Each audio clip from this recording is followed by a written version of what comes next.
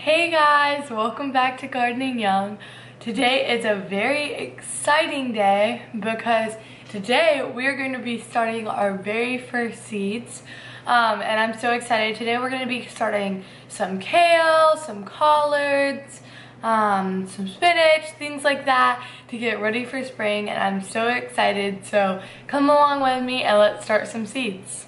So before we get started with actually doing all of the seed starting, I just wanted to show you a few things I'm going to be using to seed start and the different and all just how I kind of do it. I'm just going to walk you through the process as we do it, so hopefully you guys can learn something from this because I know it's kind of coming up on seed starting. So and we're all itching to get into the seed starting growing mode. I know I am. So today is the 12-week day. It's 12 weeks from my first frost date, or my last frost date, sorry. So it's 12 weeks from my last frost date today. So I have a little chart that kind of shows me what I can plant 12 to 10 weeks, 8 to 10 weeks, all those different things. And so today is the 12 weeks, and I'm planting it on the earlier side because our spring has been really warm, and so I thought that it would be okay to go ahead and plant them. And worst case scenario, it has to push it a few weeks, but since these are cooler crops, it's okay to start them a little earlier on the earlier side. But just because I am starting them now does not mean it is time for you to start your seeds. So I just wanted to put that out there. I know a lot of people kind of get antsy and just kind of go for it and start starting a bunch of seeds. And so I just wanted to be, keep mindful. Look at your last frost date and calculate from there, because I don't want you to start your seeds too early and then you kind of get in a pickle when it comes to it's not time to put your seeds out or your starts out yet and they're getting too big for the pots they're in. So just make sure that whenever you are coming up on when you're going to be seed starting, that you're checking your calendar, you're calculating when you need to be starting your seeds. Okay, so the first thing I wanted to show you is what kind of dirt I use. I use a Happy Frog. Let's not say Fox Farm. It is Fox Farm. It's a Fox Farm soil. It's the Happy Frog. It's potting soil. I just use a potting soil. It's super fluffy and super light, and the thing I like about this soil is that it doesn't have a lot of big sticks and stuff in it. So it's really good for seed starting. And then on the other side it has fertilizers and stuff that aren't usually in seed starting mix. So yeah, this is what I use. It's an organic potting mix that I really like using, and I've had a lot of good experiences with it in the past. I've also put this in containers, and all of the stuff that grew in it did really well. So that's the kind of soil I use. And then next, I just kind of want to talk about how you can label your plants. So I am starting so many starts this year. I mean, if you grow on a big scale, this might not be like, not a lot of starts it's a fraction of the ones you do. But if you are kind of just doing a few containers, and this might sound like a lot, and from the scale I've done in the past couple of years, this is the most seeds I've ever grown before. So I'm starting 91 plants total. I know that's kind of specific, but I mentioned this in my garden planning video, that I am kind of like, I like to be on top of things. So anyway, so I go through and see and get kind of an idea of how much stuff I need to start. And so it calculated all up to 91 plants, which is almost 100 plant starts, which is a lot of plants. So I'm going to be starting a lot of plants this year, and I'm glad that I've gotten all this year, so I am prepared to start all those plants, because not only am I starting it for my garden, but I'm also starting it for my grandma's garden, so that has to do with the total too. So back to labeling your plants. Since I start a lot of plants, in the past years I didn't start as much, so I did use plant markers, and I'm gonna continue to use plant markers, but there's other ways I'm gonna do it too, just so that I kind of have an idea. So I think I'm gonna kind of use a mix of both, so I can make sure each individual cup is labeled, but not having to use one plant marker for each individual cup, just because I'm starting so many things. So plant markers, I'll probably start for just general groups of things. So like if there's a group that has, if there's a row, for example, that's the same variety or the same type, I might use one plant marker and then times 2, and then just kind of write down and then just plant it.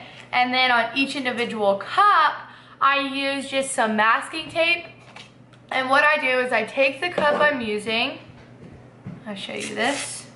I take the cup I'm using, I tear off a piece of tape, and I put it on the cup. And then I just take a Sharpie and I write what the variety is. So yeah, that's how I do each individual cup. And then I use plant markers just so that I'm not wasting any, just to kind of label groups instead of each individual. But the other thing is, if I'm starting for other people, I will use plant markers for each individual just for their planting purposes.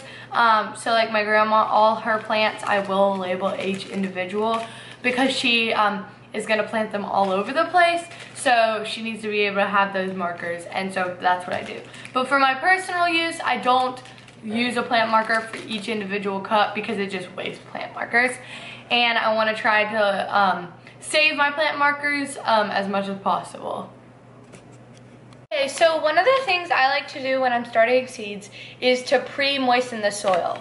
So I have my bag of soil here, and I'm just going to go ahead and pour some in there, cut my bag open, and pour some soil into a container. I just have a tin foil tray because this is what I could find. Okay, so I like to pour my soil in to my container.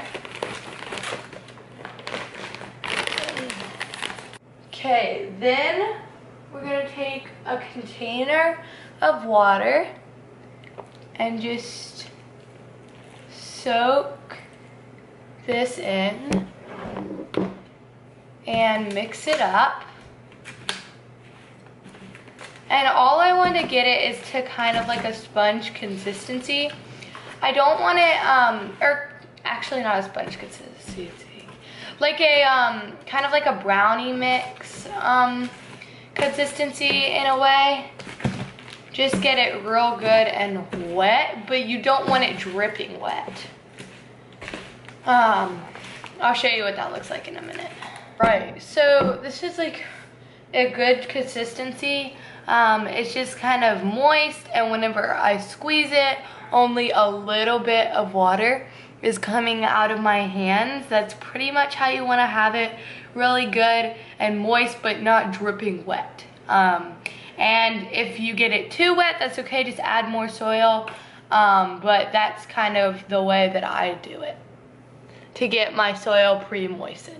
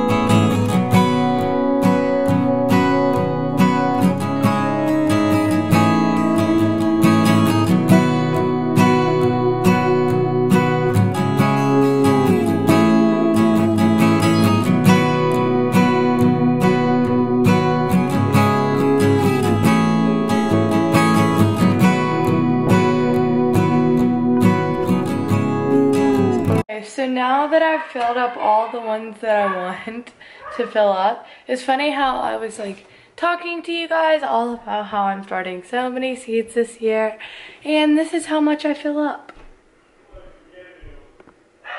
Yep. It's just because I'm only starting 2 types of plants. I'm starting multiple varieties, but I'm only starting 2 types of plants today. So that means that I'm not gonna fill up a whole tray. And yeah. Fun, right? Anyway, it was just funny. So yeah, once you've pre-moistened your soil and you've put them in the cups, I fill them all the way up to the top. And then just fill them all the way up to the top with soil. And then after I do that, the next step for me is I take out all my varieties and all the things and all my types of plants, and I start labeling and writing down all the markers and all the little tape. I write on all the tapes so that I can know where what I'm planting in what container, and it just helps me keep track. And so yeah, let's get on with that.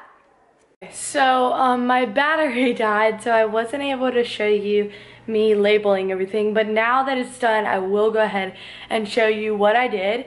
So basically, so let me just show you. So basically, you can see that I've labeled them, but I haven't labeled each individual cup. So I did label each individual cup with tape, but not with these plant markers. So you can see I had the dazzling blue kale ×2, and then I put the date. So that's just like a tracking thing for me. I just put the date just as a record thing for me, just for myself, so that whenever I'm looking at it and I'm just saying, okay, when did I start this? If it's either struggling or, you know, something like that, and I'm like, okay, when did I plant it? And so it just helps me, and so that's why I do that. It's just like a record thing for me.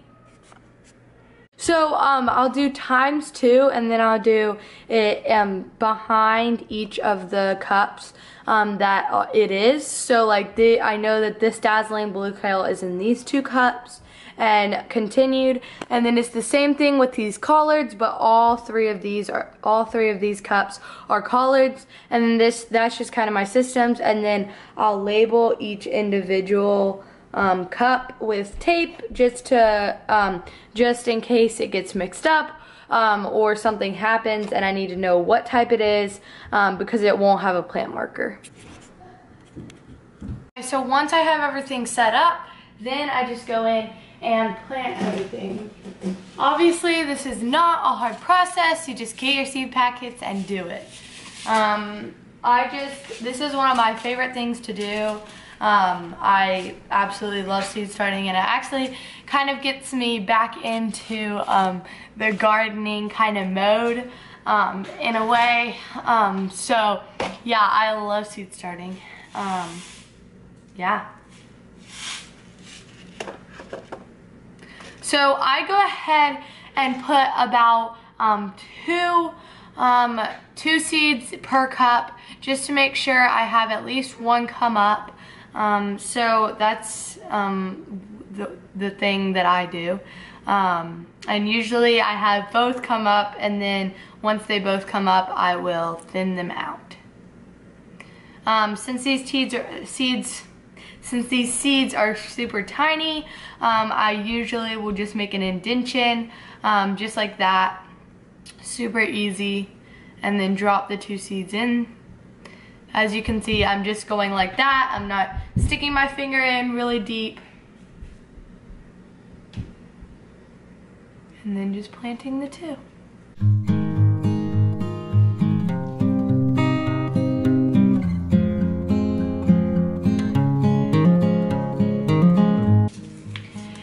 If you're new to seed starting, I really highly recommend it. I love seed starting, and also it's very cost effective, especially if you're growing on a big scale. You know that transplants are just not an option. So if you've never seed started before, I highly recommend it. I love seed starting. Another thing too, another pro about seed starting is that you can like get back into the gardening season before you can actually put transplants out. With transplants, you just have to wait until you can go and buy the transplants to plant anything. So I really enjoy seed starting, and I highly recommend it.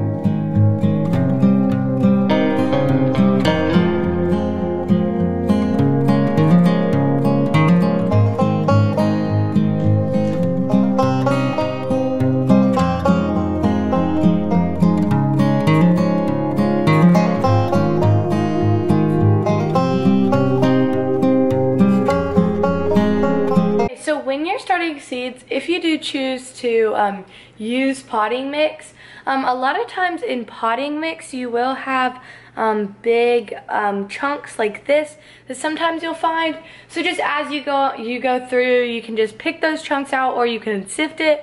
That's another way you can do it. But whenever you are seed starting and you have big chunks like that, you want to make sure you either take those out or move them aside so that the seeds or the sprouts don't have to push through that whenever they're sprouting and trying to get to the surface. So yeah. So the watering method that I use is bottom watering. I've mentioned this before, but basically what I do is I have a 32 cell plug tray that I keep all my cups in, and all I do is I set that 32 plug tray in an actual tray, and I'll either take this out and water in there, or I'll take the tray out and water in the bottom. And basically what that does is it allows the plants to soak in from the bottom instead of having to water on the top and maybe displace seeds or you know, damage the plant in any way. So I do like to bottom water. That's the way I choose, but yeah.